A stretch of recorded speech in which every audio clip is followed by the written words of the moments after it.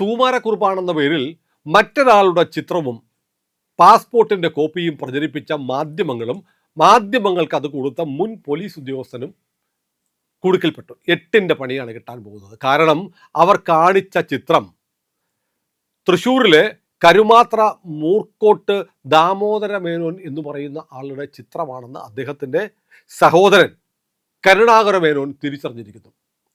40 വർഷമായി മലേഷ്യയിൽ താമസിക്കുന്ന തൻ്റെ സഹോദരൻ്റെ ചിത്രമാണ് ബ്രൂണയിൽ താമസിക്കുന്ന സുകുമാരക്കുറുപ്പാണ് എന്ന തരത്തിൽ മാധ്യമങ്ങളുടെ വ്യാപകമായി പ്രചരിക്കപ്പെട്ടത് എന്നതിൽ ഞങ്ങൾക്ക് വലിയ വിഷമമുണ്ട് എന്നാണ് ഇപ്പോൾ മാധ്യമങ്ങൾ. ഇപ്പോൾ ഞാൻ ഏഷ്യാനെറ്റിൽ കണ്ടു, ഏഷ്യാനെറ്റിൻ്റെ ലേഖകനോട് ഈ കരുണാകര മേനോൻ എന്ന് പറയുന്ന വൃദ്ധനായ മനുഷ്യൻ പറയുകയാണ്, എൻ്റെ സഹോദരൻ 40 വർഷമായിട്ട് അവിടെയാണ്, വന്നിട്ടും 10-30 വർഷമായി, മഹാരാഷ്ട്രയിലും ഒക്കെ വിദ്യാഭ്യാസത്തിനൊക്കെ ശേഷം അവിടെ പോയി ബ്രൂണയിൽ ചെന്നു. ബ്രൂണയിൽ വെച്ച് അവിടെ പാലക്കാടുള്ള ഒരു സ്ത്രീയെ കല്യാണം കഴിച്ചു, 2 മക്കളുണ്ട്, അങ്ങനെ താമസിക്കുകയാണ്. മലേഷ്യയിലാണ്, ബ്രൂണയിൽ ഇപ്പോൾ എത്തിയിരിക്കുന്നത്. ബ്രൂണയിൽ വെച്ച് ഒരു അപകടം പറ്റി, അവിടെ വെച്ച് ചികിത്സയിലാണ്. ഈ മനുഷ്യൻ്റെ ചിത്രവും പാസ്പോർട്ടും പ്രചരിപ്പിച്ചത് വലിയ അന്യായമാണ്. നോക്കൂ, ഇത് വളരെ യാദൃശ്ചികമായി സംഭവിച്ചതൊന്നുമല്ല. ഒരു പോലീസ് ഓഫീസർ, അയാൾ മുമ്പ് സുകുമാരക്കുറുപ്പിനെ കണ്ടെത്താനുള്ള അന്വേഷണ സംഘത്തിൻ്റെ ഭാഗമായിരുന്നു. അദ്ദേഹം പിന്നെ അങ്ങ് കണ്ടെത്തി സുകുമാരക്കുറുപ്പ് ജീവനോടെയുണ്ട്, 2017 നാട്ടിൽ വന്നു, മകളുടെ വിവാഹത്തിന് പങ്കെടുത്തു എന്നൊക്കെ പറഞ്ഞ് ഇങ്ങനെ ഓരോ തിയറി ഉണ്ടാക്കി പോലീസിന് 169 കത്ത് ഞാൻ അയച്ചു. എന്നിട്ടും അധികൃതർ എൻ്റെ അന്വേഷണ റിപ്പോർട്ടുകൾ പരിഗണിക്കുന്നില്ല.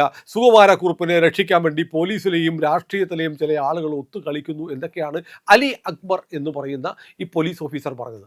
ഇയാൾ ഇങ്ങനെ നിരന്തരം ഇടയ്ക്കിടയ്ക്ക് ചാനലുകളിൽ വരും, സുകുമാരക്കുറുപ്പ് ജീവിച്ചിരിപ്പുണ്ട്, സുകുമാരക്കുറുപ്പ് അവിടെയുണ്ട്, സുകുമാരക്കുറുപ്പ് നാട്ടിൽ വന്നു, സുകുമാരക്കുറുപ്പ് ഭാര്യയെ വിളിക്കുന്നുണ്ട് എന്നുള്ള കഥകളൊക്കെ പറയും. ആ കഥകളൊക്കെ പറയുന്ന അലി അക്ബർ വളരെ വിദഗ്ധമായി മാധ്യമങ്ങളെ കബളിപ്പിച്ചു എന്ന് വേണം കരുതാൻ. കാരണം തൻ്റെ പക്കലുള്ള ചിത്രം ഇതാണ് എന്ന് പറഞ്ഞ് ഈ ചിത്രം കൊടുത്തു. ഈ ചിത്രം എന്നിട്ട് ആദ്യം വാർത്ത ബ്രേക്ക് ചെയ്ത ട്രീ കട്ടർ ചാനൽ പറഞ്ഞെന്താണ്, ഒരു സൈബർ വിദഗ്ധൻ തന്നതാണ്. സൈബർ വിദഗ്ധൻ 100 കണക്കിന് മുഖങ്ങളുമായി താരതമ്യം ചെയ്തിട്ട് ഇത് തന്നെയാണ് സുകുമാരക്കുറുപ്പ് എന്ന് സ്ഥിരീകരിച്ചു എന്ന് പറഞ്ഞിട്ടാണ് ഈ പാവപ്പെട്ട ദാമോദര മേനോൻ്റെ ചിത്രം പുറത്തുവിട്ടത്. എന്നിട്ട് വേറൊരു പേരുകൊണ്ട് ഒരു കഥയുണ്ടാക്കി.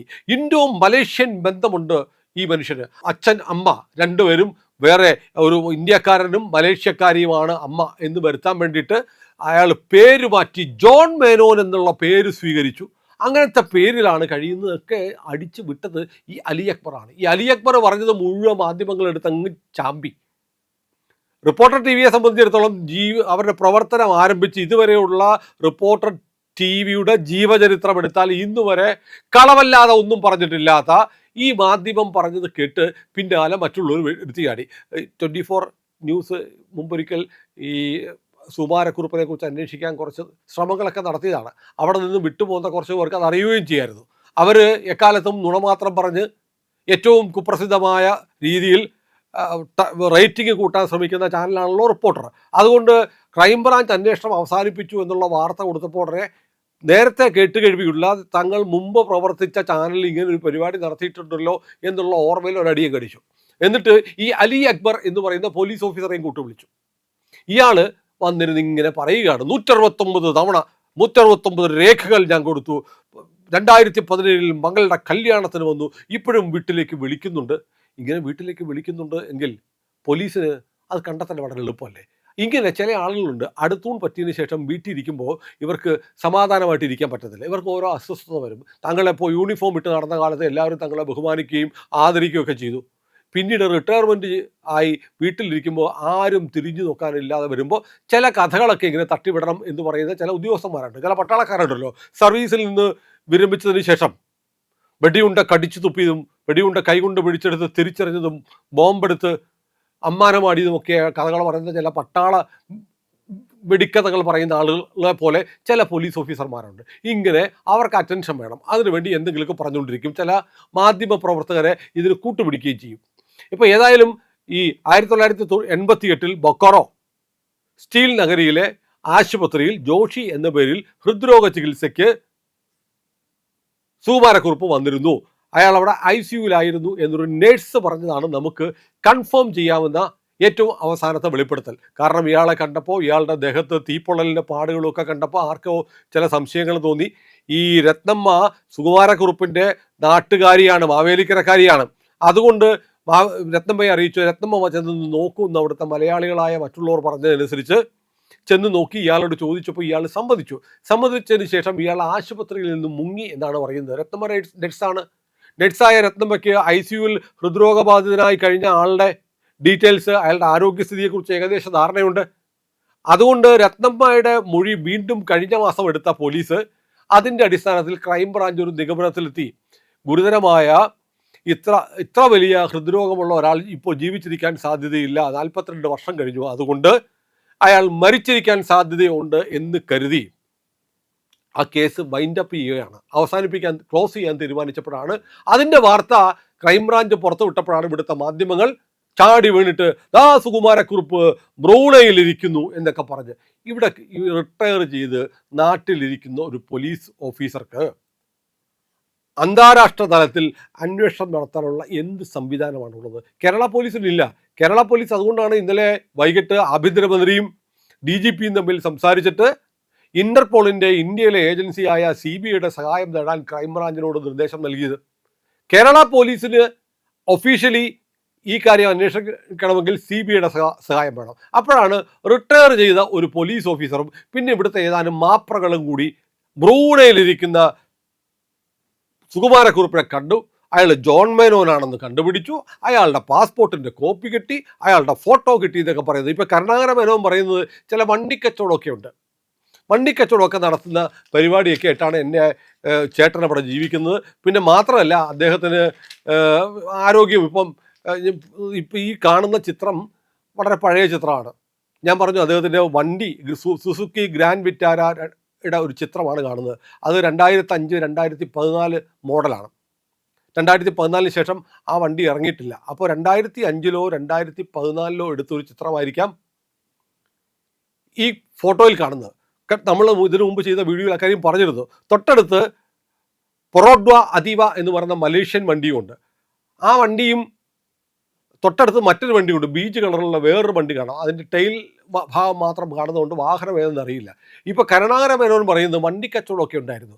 ഒരുപക്ഷെ ഈ പറയുന്ന ദാമോദര മേനോൻ അദ്ദേഹത്തിൻ്റെ വാഹനങ്ങൾ വിൽക്കുന്ന, സെക്കൻഡ് ഹാൻഡ് വാഹനങ്ങളൊക്കെ വിൽക്കുന്ന ഡീലർഷിപ്പ് ഉണ്ട്. അതിൻ്റെ ഭാഗമായി അത്തരം കച്ചവടം നടത്തുന്ന സ്ഥലത്ത് നിരത്തിയിട്ട വണ്ടികളുടെ അടുത്ത് നിന്ന് എടുത്ത ഒരു ചിത്രമായിരിക്കാം വർഷങ്ങൾക്ക് മുമ്പുള്ളത്. ഇപ്പോൾ അദ്ദേഹത്തിന് പരിക്ക് പറ്റി ചികിത്സയിലാണ്. ഈ ചിത്രം എവിടെ നിന്നോ കണ്ടപ്പോൾ ഏതോ തരത്തിൽ തോന്നിക്കാണും സുകുമാരക്കുറുപ്പുമായി ഒരു വിദൂര ഛായ ഉണ്ടെന്ന് തോന്നിയിട്ട് അതെടുത്തു വച്ചിട്ടുള്ള ചാമ്പാണ് പ്രിയപ്പെട്ടവരെ കഴിഞ്ഞ 2 ദിവസമായി ചാനലുകളിൽ നടന്നത്. അപ്പോൾ നോക്കൂ, എത്ര നിരുത്തരവാദപരമായിട്ടുള്ള ഒരു വാർത്താ സമീപനമാണ്. ഒരാൾ പറയുന്നു അലി അക്ബർ എന്ന ഈ റിട്ടയർഡ് പോലീസ് ഓഫീസർക്ക് ഇത് വെരിഫൈ ചെയ്യാനുള്ള എന്തെങ്കിലും സംവിധാനങ്ങളുണ്ടോ എന്നതുപോലും പരിശോധിക്കാതെ കേട്ടപാതി കാള പെറ്റു എന്ന് കേട്ടപ്പോൾ കയറെടുക്കുന്ന മാധ്യമ പ്രവർത്തനത്തിൻ്റെ ഉദാഹരണമാണ് ഇന്നലെയും ഇന്നും ഒക്കെ ആയിട്ട് നമ്മൾ കണ്ടുകൊണ്ടിരിക്കുന്നത്. ഇങ്ങനെയാണ് വാർത്തകൾ ഉണ്ടാക്കുന്നത്. പണ്ട് പ്രിന്റ് മീഡിയ മാത്രം ഉണ്ടായിരുന്ന കാലത്ത് ഒരു വാർത്ത വന്നാൽ അതിൻ്റെ നിജസ്ഥിതി പലതവണ വെരിഫൈ ചെയ്ത് ഉറപ്പിച്ചിട്ടാണ് വാർത്ത കൊടുക്കാറുള്ളത്. പക്ഷേ ഇതങ്ങനെയല്ല. ഈ പടം കാണിച്ചിട്ട് ഇത് സുകുമാരക്കുറുപ്പാണെന്നങ്ങ് പറഞ്ഞേക്കുകയാണ്. എന്തൊരു കഷ്ടമാണെന്ന് ആലോചിക്കണം. ആ മനുഷ്യനെ അദ്ദേഹത്തിൻ്റെ ബന്ധുക്കൾ നാട്ടിലുണ്ട്. നമ്മൾ ചെയ്ത വീഡിയോ ഉണ്ടല്ലോ, നമ്മൾ ചെയ്ത വീഡിയോയ്ക്കകത്ത് ഈ സംഭവങ്ങളെല്ലാം പറഞ്ഞിട്ട് നമ്മൾ പറഞ്ഞു ഇത് മറ്റൊരാളാണ് എന്ന് ഇപ്പോൾ തന്നെ പറയുന്നുണ്ട്. കാരണം ഈ ചിത്രം പുറത്തു വരുമ്പോൾ ഇദ്ദേഹത്തെ തിരിച്ചറിയാവുന്ന ആരെങ്കിലും ഉണ്ടെങ്കിൽ അവർ രംഗത്ത് വരും. രംഗത്ത് വന്നു കഴിഞ്ഞാൽ സുകുമാരക്കുറുപ്പാണോ അല്ലയോ എന്ന് അറിയാം. മാധ്യമങ്ങൾ യഥാർത്ഥത്തിൽ ചെയ്യേണ്ട അങ്ങനെയല്ലേ? ഇപ്പോൾ പുറത്തു വന്നിരിക്കുന്ന ചിത്രം ഇതാണ്. ഈ ചിത്രത്തിൽ കാണുന്ന ആൾ സുകുമാരക്കുറുപ്പാണോ? നിങ്ങൾക്കാർക്കെങ്കിലും അറിയാമെങ്കിൽ ഞങ്ങളെ ബന്ധപ്പെടൂ എന്ന് പറഞ്ഞു വാർത്ത കൊടുത്തിരുന്നെങ്കിൽ ഇത്ര വലിയ അബദ്ധത്തിൽ ചാടില്ലായിരുന്നു, ഒരു കുടുംബത്തിന് മാനഹാനി ഉണ്ടാവുമായിരുന്നില്ല.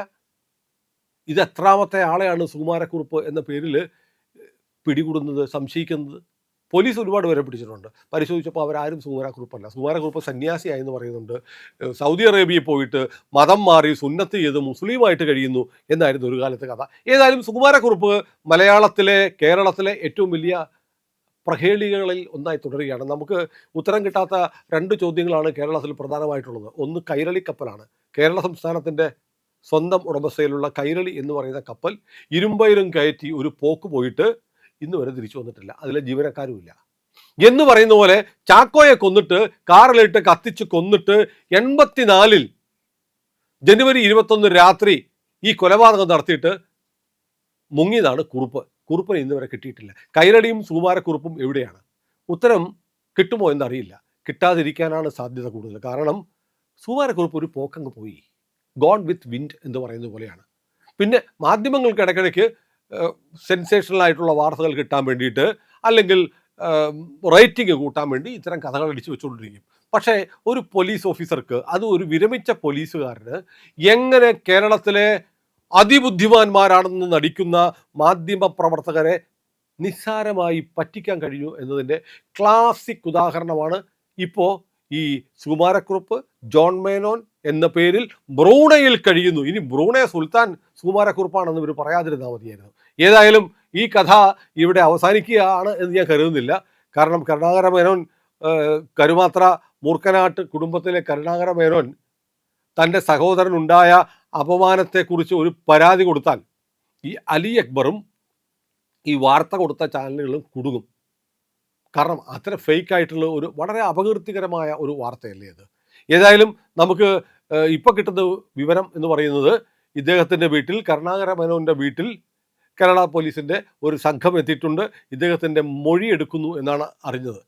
അപ്പോൾ അദ്ദേഹം ഒരു പരാതിയായിട്ട് മുന്നോട്ട് പോവുകയാണെങ്കിൽ, അലി അക്ബർ 169 രേഖകൾ സർക്കാരിന് കൊടുത്തിട്ടും ഉന്നത അധികാരികൾക്ക് കൊടുത്തിട്ടും നടപടിയൊന്നും ഉണ്ടായില്ല എന്ന് പറയുന്ന അലി അക്ബർ ചില കാര്യങ്ങൾ പറയേണ്ടി വരും. എന്താണ് അലി അക്ബർക്ക് പെട്ടെന്നൊരു ഉൾവിളി ഉണ്ടായത് എന്നത് അറിയേണ്ടതുണ്ട്. അലി അക്ബർ ഏതായാലും തൻ്റെ ഭാഗം വളരെ വിശദമായി വിശദീകരിക്കണം. ഇത് വളരെ ഫേക്കായിട്ടുള്ള ഡോക്യുമെൻറ്റും ചിത്രങ്ങളും കൊടുത്തത് വഴി അലി അക്ബറിൻ്റെ വിശ്വാസ്യത തകർന്നിരിക്കുന്നു. അലി അക്ബർ അക്കൂട്ടത്തിൽ കേരളത്തിലെ വിഷ്വൽ മീഡിയയിലെ ചിലരുടെയും വിശ്വാസ്യതയാണ് തകർത്തിരിക്കുന്നത്. അപ്രിയ സത്യങ്ങൾ പറയാതിരുന്നിട്ട് കാര്യമില്ല, പറയുക തന്നെ വേണം. അത് പറയാൻ ഞങ്ങളുണ്ട്. ഇന്ത്യ ലൈവ് ഇനിയും സബ്സ്ക്രൈബ് ചെയ്തിട്ടില്ലാത്ത പ്രേക്ഷകർ ഉറപ്പായിട്ടും അത് ചെയ്യണേ.